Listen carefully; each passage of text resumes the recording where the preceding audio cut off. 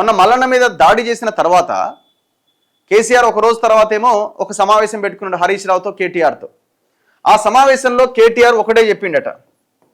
కేటీఆర్ అన్నది ఒకటే, కవితని ఇమీడియట్గా సస్పెండ్ చేయాలి, సస్పెండ్ చేయకపోతే ఈ పార్టీ బతకదు, సస్పెండ్ చేస్తేనే అవుతుంది అంటే కేసీఆర్ కూడా ఒక అంచనాకి వచ్చిందనే మనకున్న సమాచారం. ఇక హరీష్ రావు ఏమో ఆయన సైలెంట్గా తనుకోరు, ఎంత అనుకుంటే అంత అనుకోరు, ఈ పార్టీ నా చేతులకే రావాలి, నా చేతులకే వస్తుంది, కేటీఆర్ది ఏముంది, అది ఉత్త పీసే, అది పనిచేసే పీస్ కాదు, 4 తర్వాత ఓనికి దొరకడు, కేటీఆర్కి ఇస్తేంది. ఆయన ఒక రకంగా హరీష్కి కూడా కవితని బయటకు పంపించిన ఆనందంలో ఆయన కూడా ఉన్నాడు. అట్నుంచి అటే వెళ్ళిపోవాలా, మనకు సంబంధం లేదు, ఈ లైన్లో మనం లేవు. ఎందుకంటే ఎవరు కూడా హరీష్ వర్సెస్ కవిత అని ఎవరు మాట్లాడుకుంటలేరు కదా, అన్న వర్సెస్ చెల్లి అనే మాట్లాడుకుంటున్నారు. సో హరీష్కి ఏ ఇబ్బంది లేకుండా ఆయన సేఫ్ జోన్లో ఉన్నాడు. నాకు వచ్చిన గొడవ ఏందని, కానీ ఇప్పుడు ఎట్టొచ్చి కేటీఆర్కే ఉన్నది.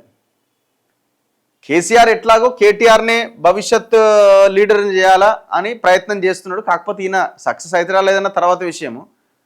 కానీ ఈయనకు పోటీ ఇప్పుడు ఎవరు, కవితే కదా. ఇప్పుడు ఆమె ఏమంటుంది, నాది ఈ పార్టీ అని ఆమె అంటున్నది. అతి త్వరలో బీఆర్ఎస్ పార్టీ నుంచి కవితని బయటకు పంపడం ఖాయంగా కనిపిస్తున్నది. ఒకవేళ జరగకపోవచ్చు అనంటే ఎప్పుడు జరగదు, కవిత మొత్తం అన్నీ వదిలేసుకొని ఇక తప్పైపోయింది, తండ్రి గారు క్షమించండి అని ఆ పార్టీలోకి వెళ్ళి సైలెంట్గా ఉంటే అప్పుడేమైనా ఇది జరగకపోవడానికి అవకాశం ఉంటుంది.